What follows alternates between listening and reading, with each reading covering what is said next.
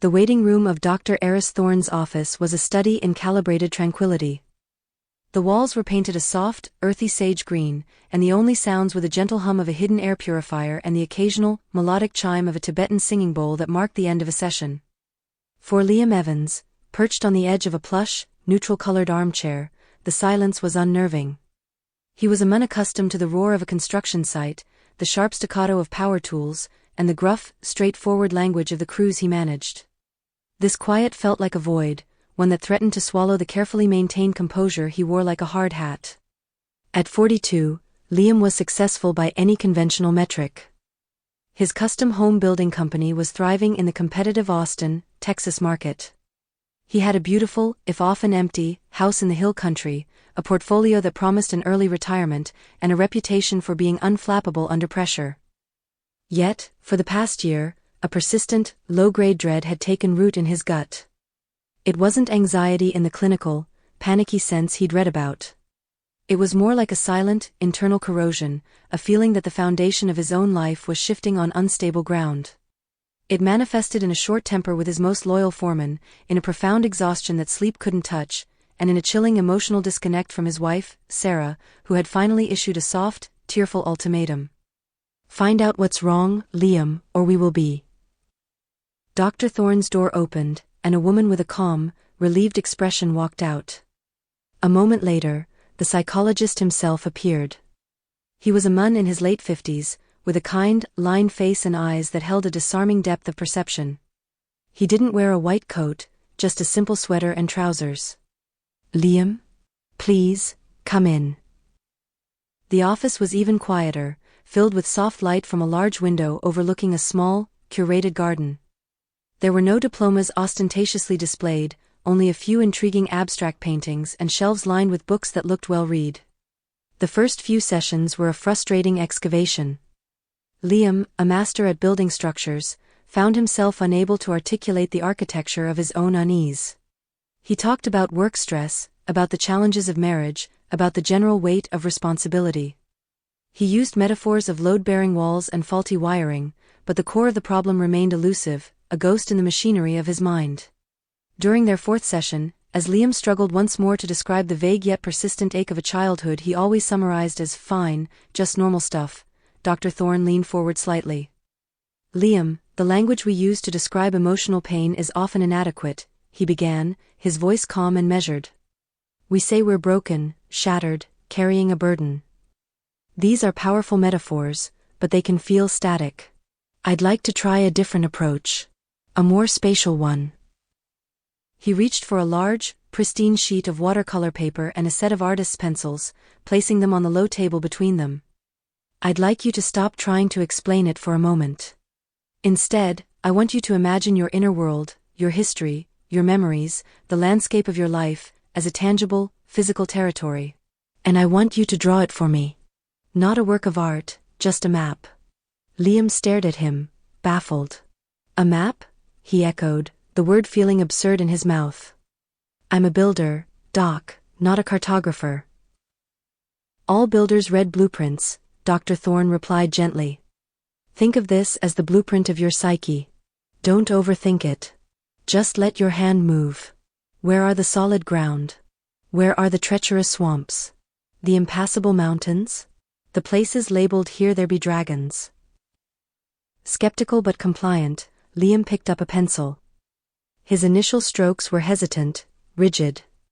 He drew a central, sturdy shape, the fortress of productivity, he muttered under his breath. It was surrounded by neat, orderly grids representing his work life. But as his hand moved, it began to develop a will of its own. His jaw tightened. Without conscious intention, his pencil carved a deep, jagged ravine to the north of the fortress. He shaded it darkly, the pressure so intense it nearly tore the paper. He didn't name it, but a coldness settled in the room. Further east, he sketched a vast, misty swamp, stippling it with uneasy dots. A sense of stagnation and hidden things seemed to emanate from it. To the west, he drew a range of sharp, unforgiving peaks, labeling them with a quick, angry scrawl, the ridgeline of never good enough. He dropped the pencil as if it had burned him, his breathing slightly ragged. He looked down at the paper. It was no longer a simple drawing. It was a confession. The fine, normal childhood was now a topography of pain. The fortress of productivity stood proud, but it was revealed as a desperate structure built in the center of a fractured and dangerous land, completely isolated. Every path out of it led to some form of peril. Dr. Thorne observed the map in silence for a long moment, his gaze thoughtful. "Fascinating," he murmured, not to Liam, but to the revelation before them. He then looked up, his eyes meeting Liam's. "You've been trying to live solely in the fortress, Liam. But a fortress is a defensive structure. It's not a home. It seems," he said, his finger gently hovering over the dark ravine, "that our work is not about fixing what's broken inside the walls. It's about becoming an explorer. We need to venture out and understand this terrain. We need to learn the history of this chasm, drain this swamp, and find a path through these mountains. The map isn't the territory, but it shows us where we need to travel." Liam stared at the cartography of his own pain, a cold sweat on his brow. He had come in wanting a quick repair, a tightened bolt, a fresh coat of paint. Instead, he was being handed a compass and being asked to lead an expedition into the heart of his own darkness. The journey terrified him. But for the first time, looking at that stark, self-drawn landscape, he understood that the silent corrosion within him had a shape, a geography. And the only way out was through. The map became a permanent, unsettling resident in Liam's life. Dr. Thorne had him make a cleaner, larger version, which now lived rolled up in a tube in his home office, a silent specter next to his architectural blueprints. For weeks, their sessions were dedicated to cartographic analysis. They started with the safer territories, the plains of routine, the forest of friendships that was surprisingly sparse. Liam approached it with the engineer's dispassion, as if surveying a problematic plot of land.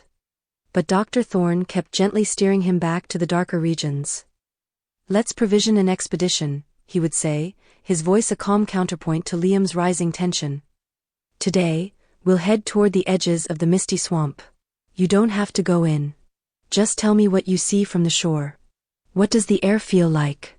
What do you fear lives in there?" Liam would close his eyes, his knuckles white.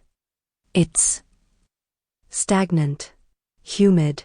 It feels like being stuck. Like I'm wasting time, rotting from the inside." He associated it with his teenage years, the feeling of being trapped in his family's small, emotionally claustrophobic house, the pressure to be a mun and suppress any sign of vulnerability. The ridgeline of never good enough was next. It was a brutal, sheer cliff face. "It's the voice," Liam gritted out one session, his body tense. "It's my father's voice. Every good grade was not the top of the class. Every home run was lucky. Building this company? He asked why I didn't go into commercial real estate like my cousin. It's a constant, cold wind telling me I'm a fraud, that my success is a house of cards." Exploring this region was exhausting. It brought back a flood of memories he'd bricked over with achievements, each one a stone in his fortress. But the true heart of darkness was the jagged ravine. The chasm, as they'd come to call it. Liam's entire body would recoil when they approached it on the map. He would become evasive, his language vague. "It's just dark. I don't know. It's from a long time ago." The breakthrough, the true cataclysm, was triggered by something absurdly mundane. Liam was overseeing the final walkthrough of a multi-million-dollar lakefront property. The clients, a wealthy young couple, were nitpicking a minuscule grout line inconsistency in the master bathroom's Italian tile. It was a 5-minute fix, but the husband's condescending tone, his dismissive flick of the hand, echoed something ancient and painful in Liam. A familiar, cold rage began to bubble up, the same rage that made him snap at his foreman. But this time, he didn't suppress it or let it explode. Standing in that sterile, perfect bathroom, the map flashed in his mind. He saw the chasm, and for a terrifying second, he felt its gravitational pull. He mumbled an excuse to his confused clients, walked out the front door, got in his truck, and drove. He didn't know where he was going, but his hands on the wheel were trembling. He found himself not at Dr. Thorne's office, but at a small, deserted park overlooking Lady Bird Lake. He sat on a bench, the Austin skyline glittering in the distance, a city he had helped build, yet felt completely disconnected from. He put his head in his hands, and the memory surfaced, not as a vague feeling, but as a full sensory avalanche. He was 7 years old. It was a sweltering summer afternoon. He was in his backyard, trying to build a treehouse with scraps of wood, his small hands struggling with a too-heavy hammer. His father came out, watched him for a moment with a critical eye, and then, in a fit of drunken frustration over his own failed ambitions, had stormed over. "You're doing it all wrong. Useless," he'd roared. He hadn't just yelled. He had grabbed the structure Liam had painstakingly built and, with a few brutal kicks, shattered it into splinters. The final, searing image was not of the destroyed treehouse, but of his father's face, contorted in a disgust that was meant for the world but was laser-focused on his son. And the words, hissed with a venom that had poisoned Liam's soul, "You'll never build anything worthwhile." Liam sat on the bench, a 42-year-old man, and wept. He wept for the 7-year-old boy whose creative spark had been violently crushed. He wept for the decades he'd spent trying to prove that cruel prophecy wrong, building magnificent structures not out of joy, but out of a desperate, festering need to refute a single, devastating sentence. The chasm had a name now. It was the Gorge of the Shattered Treehouse. It wasn't just about a childhood humiliation, it was the epicenter of his foundational belief, that his core self was worthless and only monumental achievement could somehow earn him the right to exist. He drove to Dr. Thorne's office, his face raw, not caring that it wasn't his scheduled time. The psychologist, to his credit, simply ushered him in and listened as Liam poured out the memory, the words tumbling out between ragged breaths.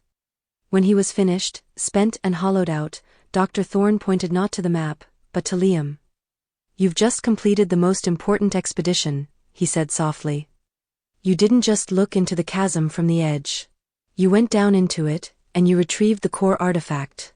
You found the origin point." In their next session, they approached the map again. But this time, something had shifted. The chasm was no longer a terrifying, unknowable void. "Now that you know its name and its story," Dr. Thorne said, "the territory itself can change. A chasm can be bridged. It can be filled. What would that look like?" With a new, steady hand, Liam picked up a pencil. He didn't erase the chasm, Dr. Thorne insisted the past couldn't be erased, only integrated.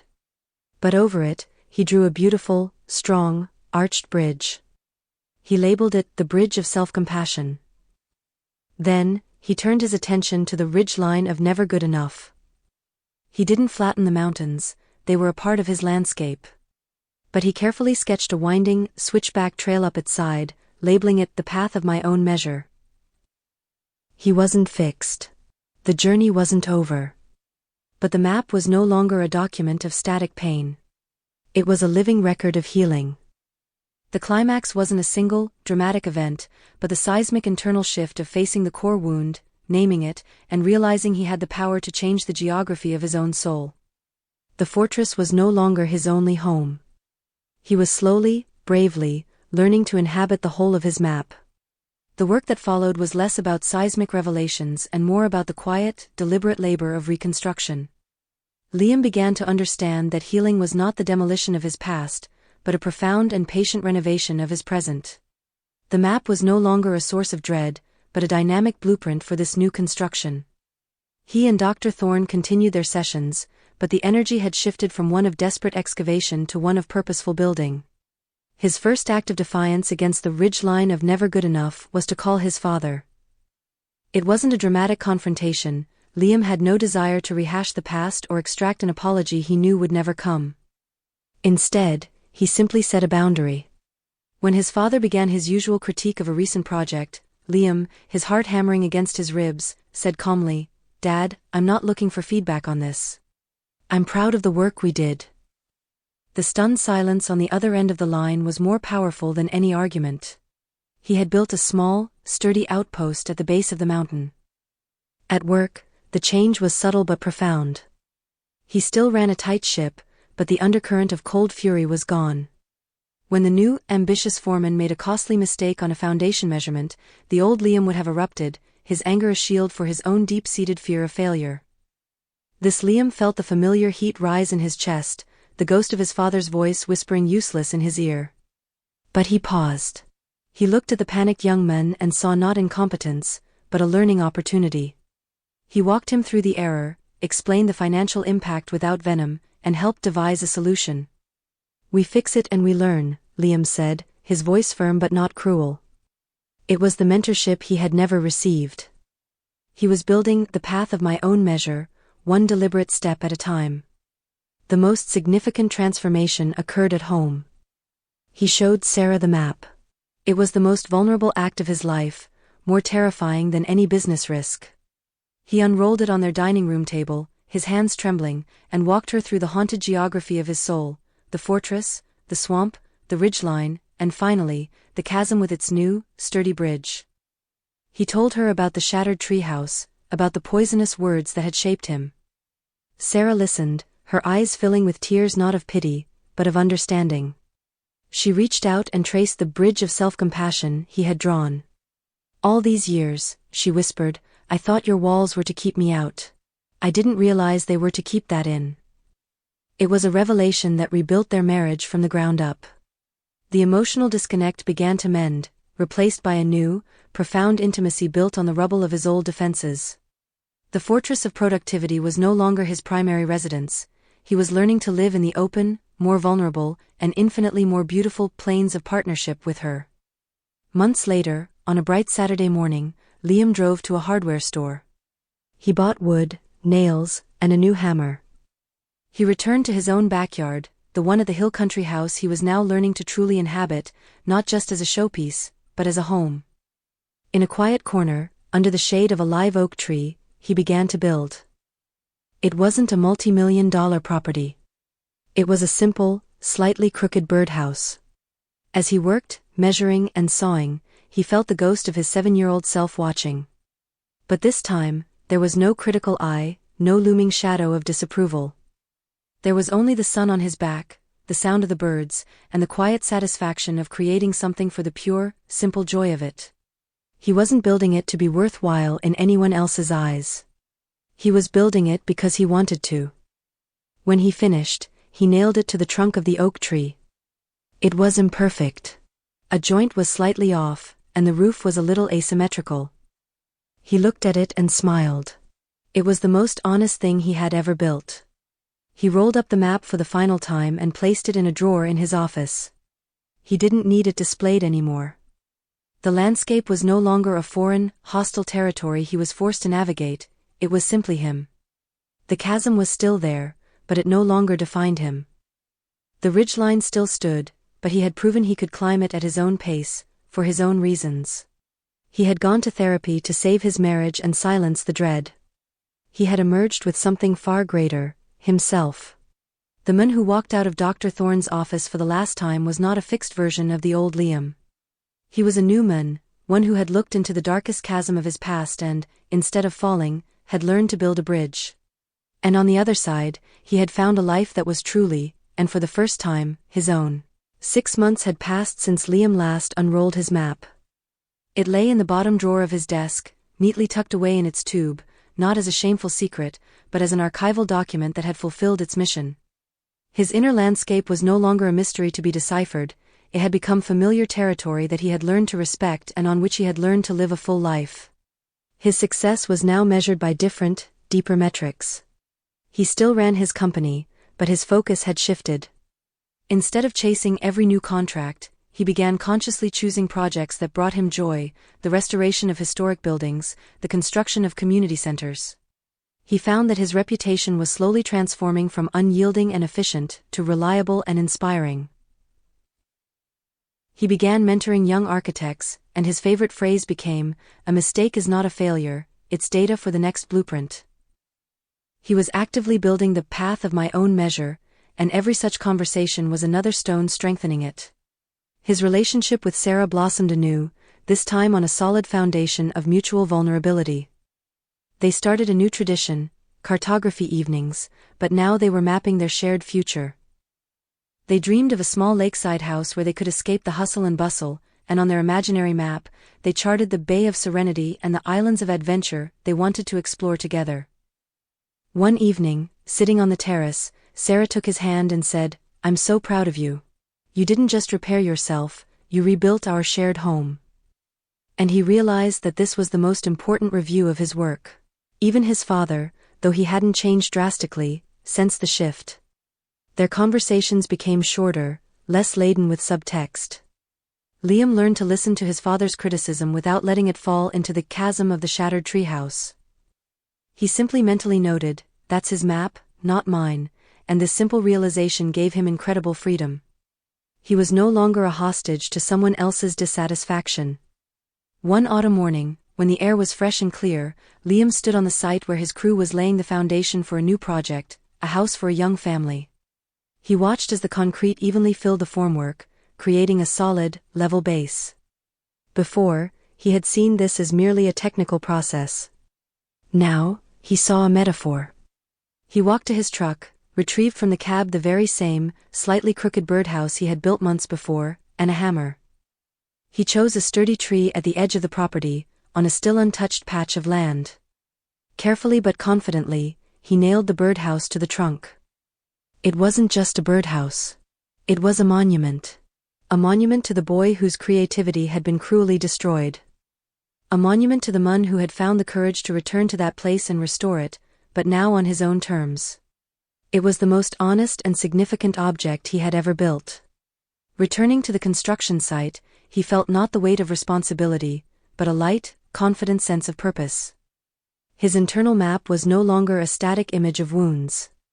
It had become a living, breathing landscape that he was lovingly cultivating.